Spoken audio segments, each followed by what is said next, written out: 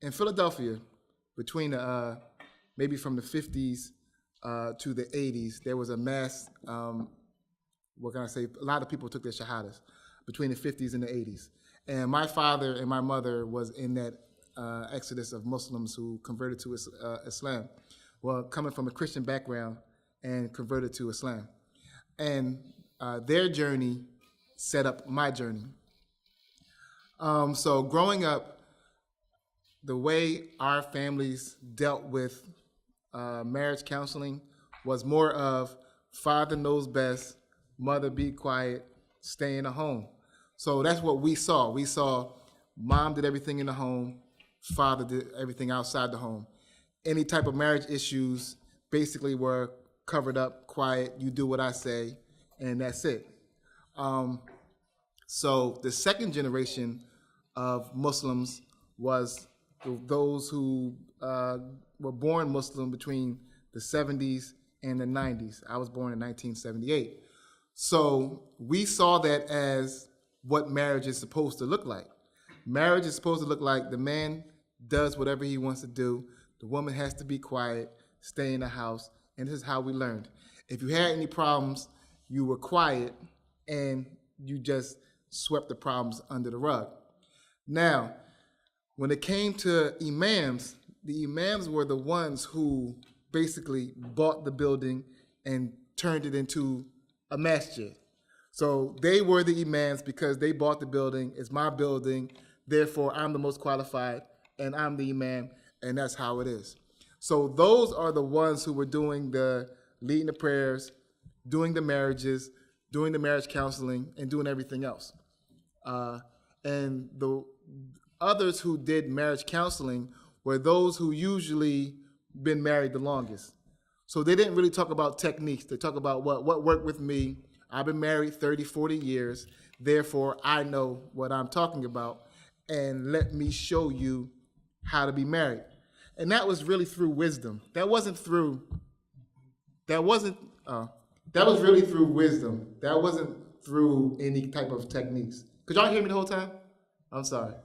But so that was through wisdom, and that wasn't really through any technique. So if you were married 30, 40, 50 years, then automatically you were the go-to when it came to marriage problems, because obviously they had those problems, and whatever the problems they had, they fixed it, so therefore they could help you fix your problems. So as you know, that really didn't work. And I got married because I was forced to basically be married. Marriage was, okay, you're 18 years old, it's time for you to get married. But Dad, I don't want to get married.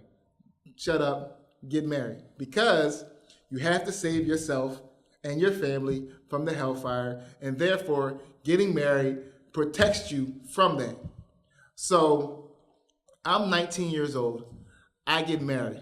My wife was 25. And before that, we never had any experiences of what marriage, what a male-female relationship looks like outside of what you saw your parents. So my father was a really dominating figure, 6'4", 250 pounds. Everyone listened to him. So it was you don't say no to him at all. You didn't say no. Nothing you said no. So therefore, when he told his wife what to do, she did it. Because it was no say no. He was the provider of the household. She was the maintainer of the household, and that's what it looked like. So when I got married, this is what I thought that marriage was. So I was college educated.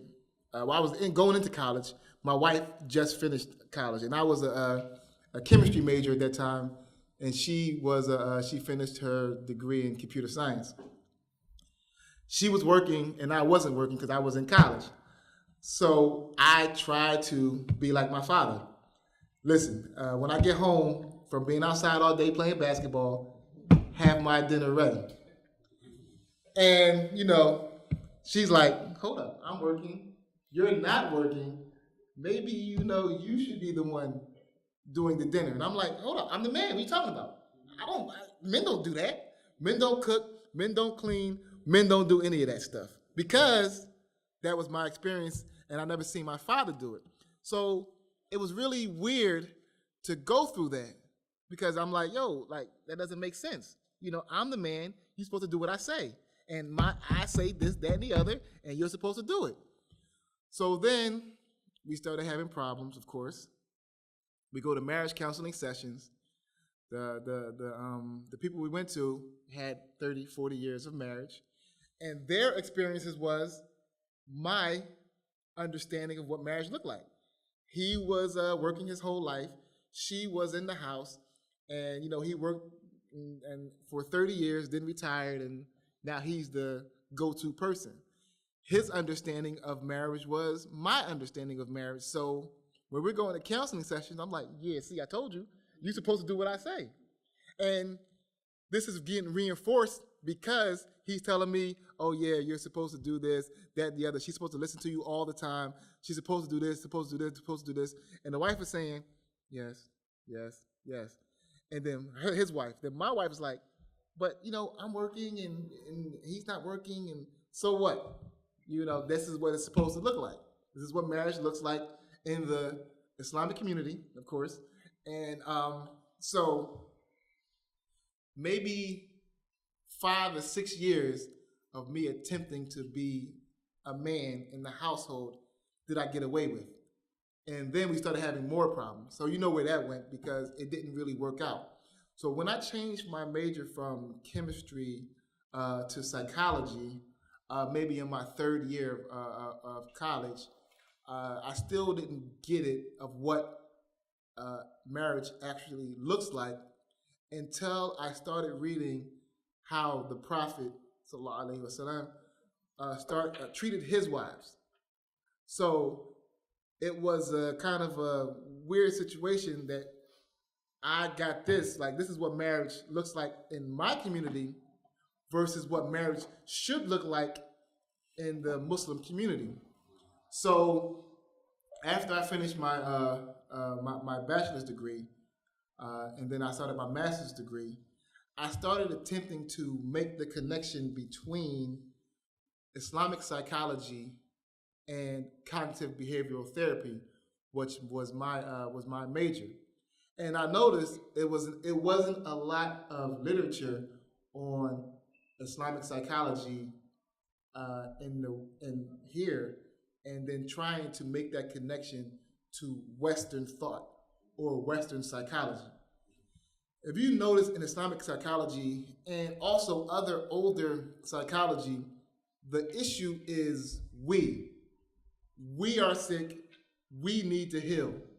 But in Western psychology, it's I'm sick, I need to heal.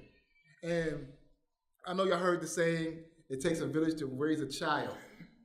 Well, in Western thought, it's only the parents can take care of that child, that's my child, don't touch my child.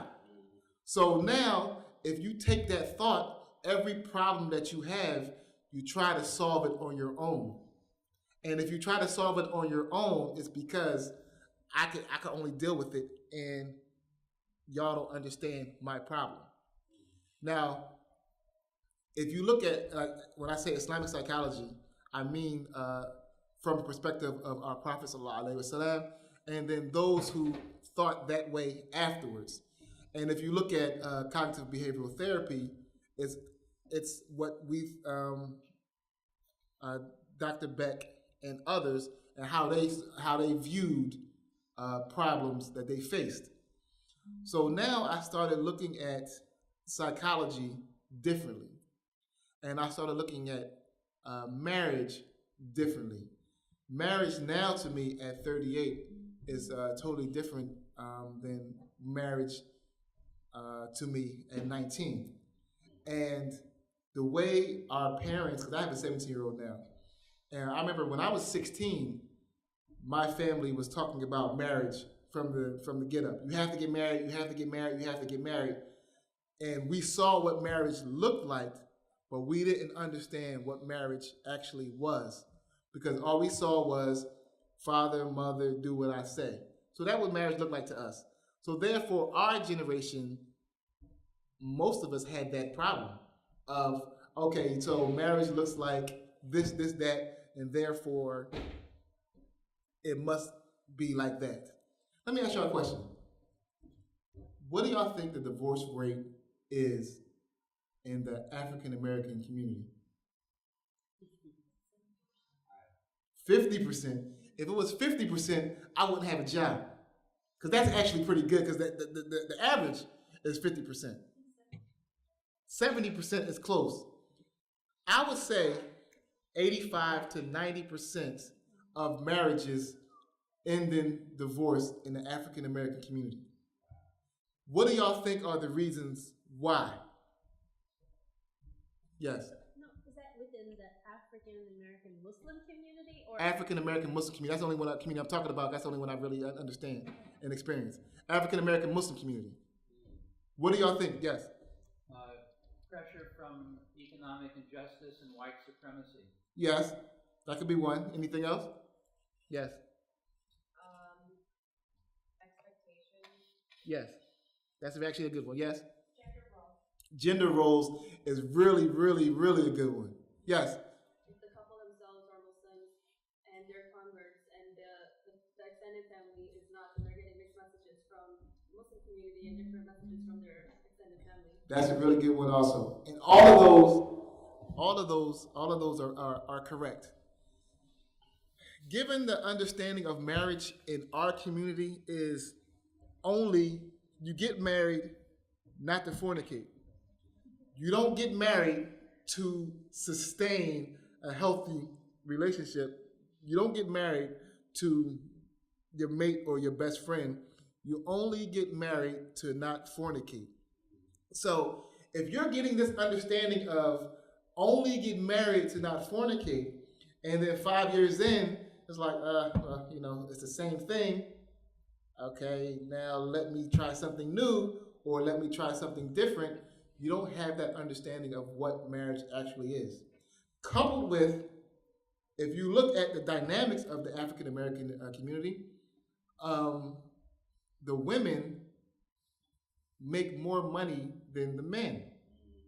The women, educated black women outnumber educated black men like 8-1.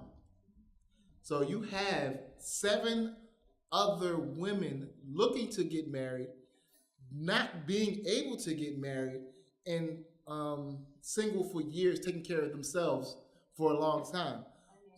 Financially independent. Yes, and financially independent as well. So they're not looking to get married to financially help them. They're looking to get married because of their mates, because they want to get married. So when a man comes to them saying, listen, you can't work, that's not going to work for them. And I've had documented times when the woman has actually a good job, the man is selling oils, and then she quits her job to adhere to the sunnah and to stay in the house, and now they're financially struggling, and they lose their house, they lose their car, they lose everything because this brother is selling oils, making $30, $40 a day. So once that happens to that woman 2, 3, 4 times, what happens to her? She starts to have that mistrust. She starts to have that anger. So now she goes into her next relationship with her, I'm angry, all men. I don't like men, but I'm getting married because I have to. So now she has that anger, and she brings that anger into her next marriage. Yes? But can we talk about the economic disparity between African men and women without talking about the rate of incarceration within the black community? Well, no, we can't, but that's not my topic, though. But we can't, because if you look at all the influences of why the African American man is not there, then that's like a whole nother story. Because I'm gonna ask you another question: how many black therapists do y'all think are in Philadelphia? One, actually. There that I know of that does actual marriage counseling is one. So if you have the disparity is that Where are these people going when they have problems? This is the black Muslim. Yes, there are other therapists, there are other black therapists, there are other women therapists. There are a lot of women therapists as well. But now, when that woman, and this is one of my pet peeves that I hate, when that woman who's in a domestic violence situation, when she goes to that imam of that masjid that's not qualified at all, and she says, my husband is hitting me, what advice does he give her? Be patient. Oh my goodness, I hate that. Be patient. Make dua. What did you do? What is your problem? Why did he hit you? These are the questions that that imam is asking her. So what did that do to her? That the Makes her feel like she's the perpetrator. yes. Or why am I in this religion that allows for a man to hit on me? Why would my Lord put this on me? Or they say, the man, it says in the Quran that the man is allowed to hit the woman as long as he doesn't put a bruise on her. Or as long as he doesn't hit her in the face. Or as long as he could grip her up, he could shake her, but he can't hit her. These are all the things that our women are fed in my community. So, obviously, if it says it in the Quran, then it must be true. That's not what it says in the Quran, though. No, we know that. We already know that. That was sarcasm. Okay. I don't want y'all to think that I think like that. So that is why we need the qualified therapist. Now, I do therapy at the masjid that I attend, which is Cuba, Masjid of Cuba, that's on 47th in Lancaster. Now, we have to understand that when I do the counseling, I don't talk about Islamic perspectives in my counseling. I do only cognitive behavioral therapy. Because when we do Islamic perspectives, what we're saying is we're assuming that they're on the same level as we are when it comes to Islam. Obviously, they pray 5 times a day. Obviously, they read Quran every day. Obviously, this, that, and the other. But what if they don't read Quran every day? What if they don't pray 5 times a day? What if they don't even acknowledge outside of Allah is my Lord that they are Muslim? Go ahead. Don't you want to dissociate, though, the act of the issue or the violence or the problem, the relationship, and the religious belief? Is that a safer path to take? No, because violence transcends religions. So if a Muslim is beating on his wife, or a Christian is beating on his wife, or if a Jew is beating on his wife, outside of that, the problem is that person beating on their wife, not the interpretation that they get from their religion, because no religion interprets that. Now, if he says, oh yeah, it says in the Quran, I can beat my wife, here's the Quran, tell me where it says that.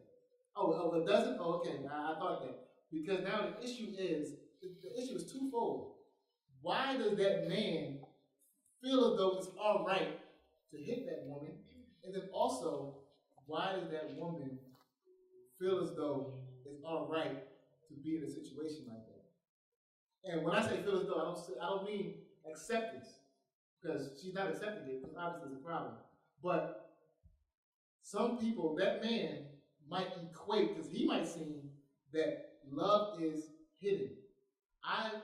I love you, that's why I'm hitting you. The woman might equate, well, he's hitting me, therefore he loves me, because I seen my father hit his wife. My father loved his wife, so therefore he loves me. So those are two problems. So when you separate them, you have to deal with him and her, because they both have a misrepresentation of what love looks like, and they shouldn't be married. If that man thinks it's all right to hit that woman, he shouldn't be married until he understands that's wrong.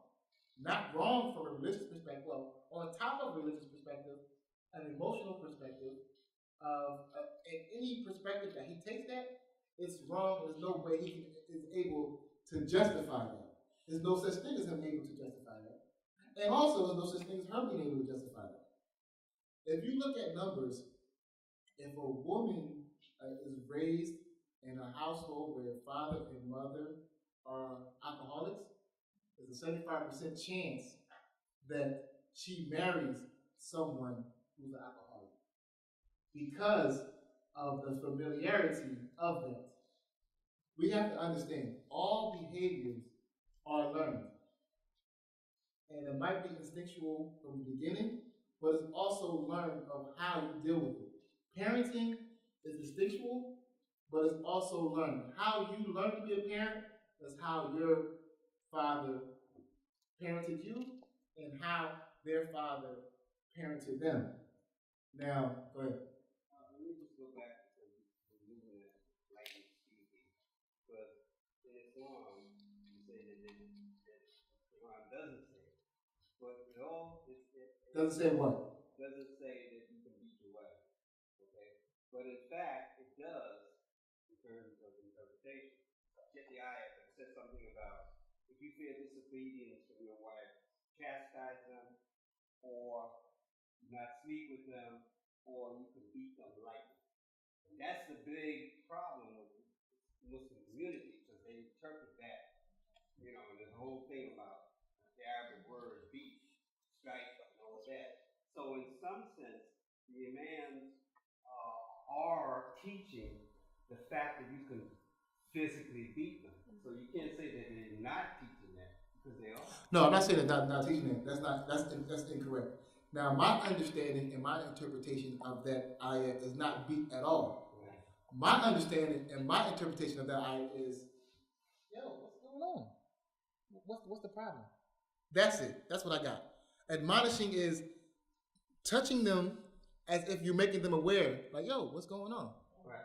That was my understanding. Right. Yes. And that's also a lot of other people's understanding and interpretation, that you would touch them as to signal this is not acceptable, or what's wrong, or this is an issue. So it's almost like a physical cue, but not a physical abuse or a physical chastisement or anything like that. It's, But I would challenge the word beat altogether. That's what I'm Yeah. saying. I'm saying the reality is, and I'm not disagreeing with you, that's true. Mm-hmm. But there are many in the Muslim community that are interpreting it and promoting. No, it says beat lightly, and Yes. and they're using daraba, which means to beat, and it can be translated as to beat lightly. So you have that dichotomy of everybody, not everybody, but a large percentage of teachers, ulamas, and imams teaching. Yeah, you have the right because Allah says it in the Quran, and that's our thought. So I mean, there is validity for it. I'm asking you, how as a psychologist are you dealing with that when they go back to their community and the imam goes on the Juma khutbah and says, no, you can, and he trumps you in terms of authority. Yeah, okay. I'll answer that way. Go ahead. Yeah, but I would also say that when you look at the Prophet's life, he never once beat any of his wives. Well, forget beat. Right. He never once raised his voice. Right. Right. So if you have a prophet, and of course he's the best of our examples, he never raised his voice. Now you might say, well, that was the prophet and his wives, but if you look at the stories, they challenged him as anyone would challenge their husband, and he didn't even raise his voice. So when I'm doing therapy and they come with the beat lightly, I always challenge, what does beat look like? It doesn't make sense that you say beat lightly. That's two different words. When you think of beating, you think of hard, you think of thrusting, you think of putting your energy into that strike. So now you have a word that says beat, and then you have a word that says lightly. That doesn't make sense to me. So when I challenge them, I ask them to show me what does beat lightly look like. It's an oxymoron. So like I said, my understanding was when you touch them, you touch them to get their attention to have them look at you, to tell them, yo, what's the problem? And if you look at that, that's another issue, is our communication. We don't know how to effectively communicate our feelings without yelling or using words that show us. Now, we have this saying in psychology, hurt people hurt people. So what does that mean to y'all? What does hurt people mean? Anyone can answer? Go ahead. It's a continuum. Yes. When someone's hurt, they will hurt someone else, and that person got hurt, so they will in turn hurt someone else. Yes. And that hurt is intentional. So I'm going to hurt you because I'm hurt. Now, their hurt that they perceive might have not been intentional. But their hurt giving you, I'm going to hurt you because I was hurt. So it's an intentional continuum of hurt that goes along with those feelings. So you bring all of this into your marriage. A qualified psychologist and therapist brings that out of you and challenges your thinking. Cognitive behavioral therapy challenges your irrational thoughts and changes those irrational thoughts into rational thoughts. My irrational thought was every woman is subjugated to their man's will. That was my irrational thought outside of, okay, I thought that was rational. Every woman that I'm marrying is supposed to do what I say all the time, no matter what. Now, no matter how many marriages I go into, no matter how good of a woman I marry, if I have that issue, I will never have a successful marriage. I might have a long-term marriage. I can be married 30, 40, 50 years. I might find someone who adheres to my principles. Do what I say right now. I don't want to hear your mouth. Be quiet. So I could be married 30, 40, 50 years, but does that mean it's a successful marriage? So now I'm married 40 years with that understanding of your woman's supposed to do what you say. What do I give to that young man who comes to me for marriage? Oh yeah, listen, you woman's supposed to do what you say. It says right here. You woman's supposed to do what you say. If she don't do what you say, divorce her. Because she's being disobedient, and that's not what Muslim women look like. A therapist will go into the marriage counseling session, and now my belief is marriage is 100-100. People say 50-50. But if you give 50 to someone, you're not giving them your all. That's my understanding. So it's 100-100. Marriage looks like now is, okay, what can we do versus what can I do? At one time, I was making all the money, and my wife was home, and then, okay, you cook and clean, blah, blah, blah, I work. Now I don't make as much, so it's more of, okay, let's do this together. And do I still have that problem sometimes? Heck yeah, I still have that problem sometimes. Listen, I'm working all day, you be working all day, but I'm tired. And of course we have that issue, but it's still a work in progress. But the need for marriage, qualified Muslim marriage counselors, is that we understand the dynamics of the Islamic household, and we understand the dynamics of the regular household through psychology. So if someone comes to a Christian therapist and says, oh yeah, the Quran says I could be here, and it says it right here. The Christian therapist says, oh wow, that doesn't make sense. No, it doesn't say it nowhere. Or they say, oh well, if it says that, then you have to go by your tenets of Islam, and you're supposed to be able to do that. Either way, they don't know, because they won't challenge that irrational thought, because they don't understand how to challenge it. So Islamic counseling is, I challenge that. Where does it say that? Another is, oh yeah, we can have up to 4 wives. So I'm selling oils. I make $50 a day, but it's my right to have 4 wives. So therefore, she can't say anything. And if I can't afford it, what do they say? Oh, Allah provides. Allah will find a way. Let me just get married. That's another thing that gets on my nerves. MashaAllah. So those two perspectives mix for an interesting counseling session when they have this understanding of what Muslim marriage looks like. So those are my challenges, and those are the challenges of all those who are qualified Muslim therapists. And this is why we need therapists, because we can challenge those illogical thought processes from the Islamic perspective. I guess my time is up. Is my time up, or am I taking time, or something like that? Okay. Are there any other questions? Yes, ma'am. So, Imam Muhammad Majid actually establishes this program wherein people before they get married have to actually go to marriage counseling. Yes. So I actually think, is that something that you see as being feasible to establish within the community here in Philadelphia, to be able to work with masajids, to be able to provide that kind of service? Yes. Well, what I do when I'm asked to do marriage counseling sessions before marriage, I ask them that they have to do at least 3. And we touch on a range of subjects. We touch on what marriage looks like to you versus what marriage looks like, period, to assess any irrational or illogical thought process.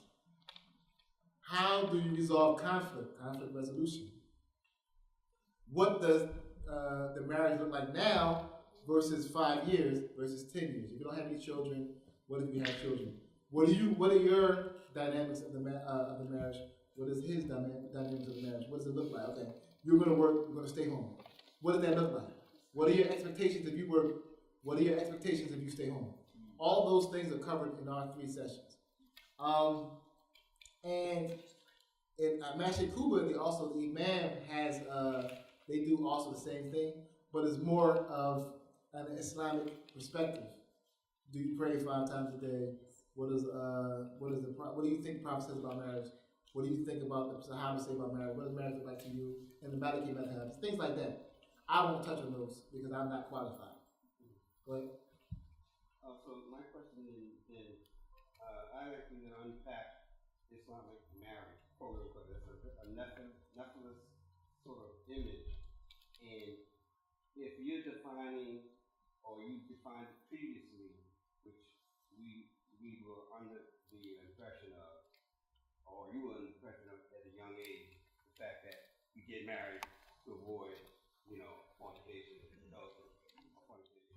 So, how do you define Islamic marriage as you have evolved to, the level you are at, present, Okay, that's a good question. How do I define Islamic counseling now? Okay. Not counseling, marriage. I'm sorry. How do I define marriage, Islamic marriage now? Now, I believe in the notion, when someone asks me who I am, I say I'm a Muslim American of African descent. So my thought process is Islamic based and also culturally based. So I believe in you fall in love with the person you want to be with, and that's the one you want to be with forever. And that understanding is from, my Muslim perspective, is also my cultural background. So now that my son is 17 and 18, my thing is, don't get married until you find the right person, but that you will have established who you are first.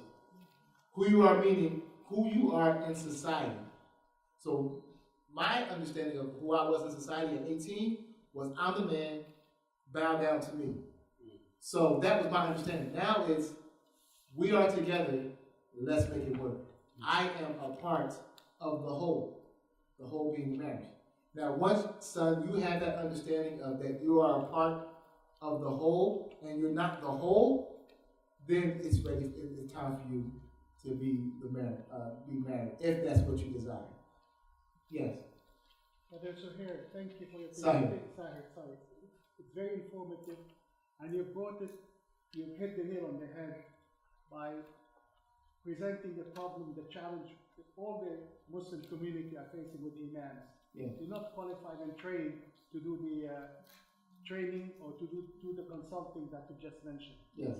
The question, you've also brought up a good point where they should have you available at the masajid to to provide counseling pre-marital situations and post.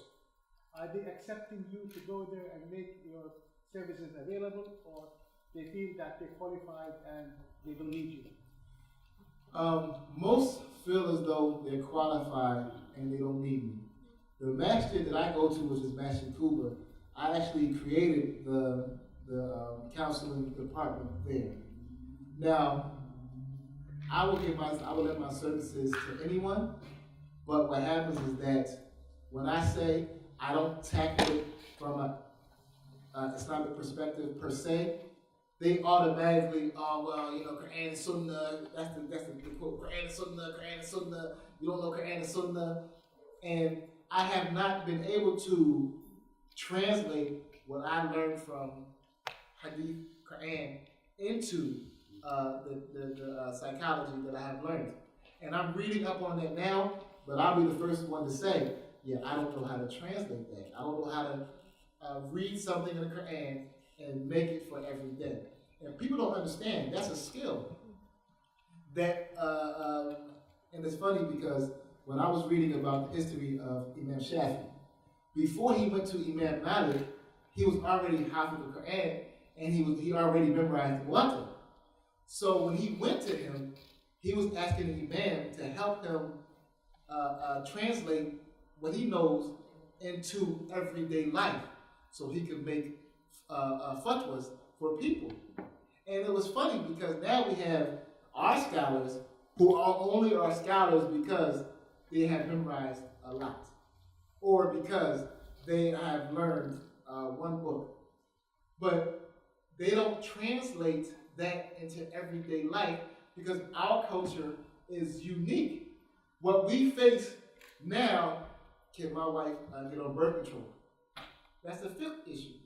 They didn't face that thousands of years ago. So we need qualified imams to be able to discern what they've learned into, because you're not going to read hadith or you're not going to see Quran that says birth control pills.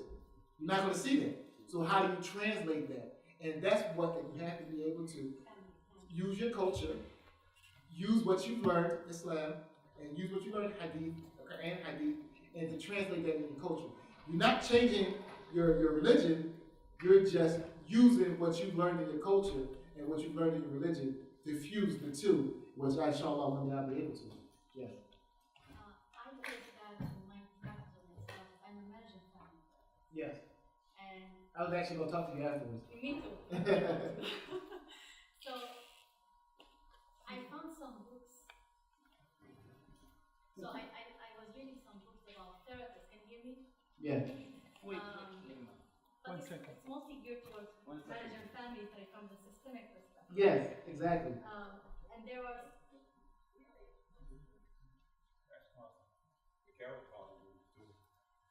Yeah, so I did face that in my practice about people wanting to come in and talk about the religion versus psychology and Quran and Sunnah.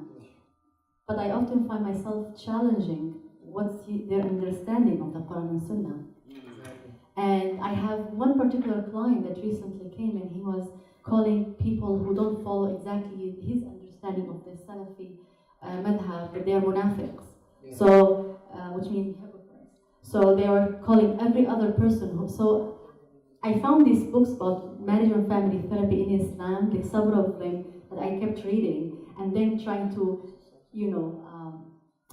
make some connection between what I study in marriage and family therapy systems with that. And I think what worked with me is challenging their understanding of Islam. Were you able to do that? Make a connection? Yeah. Because I wasn't. Because if you Google Islamic psychology, you're going to get a lot of Sufi books. Yes. And a lot of, because the origin of psychology was studying the psyche. And the Muslims, after they conquered the Greeks, they started studying philosophy. And they were really good at philosophy and the psychology at that time. But now you're not going to see too many books that is Islam and psychology without tasawwuf as the dominating ideology. I think that as Muslims, I think we're very hopeful Sunnah says that this is our way of life for all time to come. So I think that people like yourself and like Rabab, that to make that effort, you're going to make a big breakthrough because it's there. We just have to find it. We have to be able to culturally and in real time be able to make that connection. Yes. So that we can help our families because as many of you know, I mean, I've been recently studying psychology and mental health nursing, but the families, not only Muslim families, but American families in general, because this is where we're living, Yes. have fallen a huge degree. And if we're going to do anything to help our communities, we have to start with the families. Yes, alhamdulillah. So, you know, there's a program that's run by, so there's a program run by Imam Majid and a couple of other people down in the Maryland, DC area, especially for imams, to train them in counseling for, you know, domestic violence, marriage counseling, family counseling. So, yeah, so it's actually, there is something in the works that is geared specifically for imams, and I do think it would be great if that became part of what they took on as this part of training session. Yes. So I can pass information on to you, and if somehow we can get that word out, it would be fantastic. Yeah, my argument is that every masjid should have a counseling department. And I don't think that, and I don't know disrespect to any imams, but I don't think that imams should be taking on the roles that they take. Leading the prayers, you know, the financial, everything that they're doing. They should be able to, and this is a healthy community, of course, to delegate. Because we have, you know, financial advisors. Okay, you do that, I don't want to do nothing else, you do that. Counselors, you do that, I don't want to do that. Program handlers, you do that, I don't want to do that. That the imam should be only leading the prayer and giving advice. And that's it. And I'm not saying that they're not qualified to do anything else, but in certain communities that I've been to, it was a community that I went to, it was in Ireland, Virginia, but I forgot. They had really, really big masjid. And they had actually committees, and I've never seen it before. It was like 4, 5, or 6 committees. And each committee had a head, and the head goes back to the imam and tells the imam, this is what we're going to do. And they said, okay, and then that's it. And that is something that, inshallah, one day in our Philadelphia community, that we hopefully that we can have. We have it here from Master Law. Oh, okay, alhamdulillah. In the Philadelphia community, we have like 60 to 75 masajid. That doesn't make sense to me at all. And we have masjid, one right here, and then one across the street, and then one up the street, and then one 5 blocks, and they won't talk to each other. So no one will say, no, do you have a qualified therapist that we can use? Do you have a qualified hospital that we can use? They don't talk to each other, and they try to, I guess, I don't know if this is a good or bad thing, try to be autonomous as best as they can. But, you know, it doesn't make sense to me because, again, I'm 2nd generation Muslim, 1st generation born Muslim. So we were raised to think outside of do it by myself. I'm all inclusive. You can do this, oh, help me out.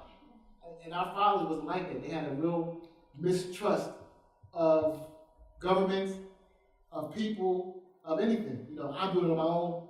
I don't know who you are. I didn't grow up with you. I don't know what you are. Leave me alone. I can do it on my own. And I don't have that mentality. Okay, mashallah. Thank you very much for having me here.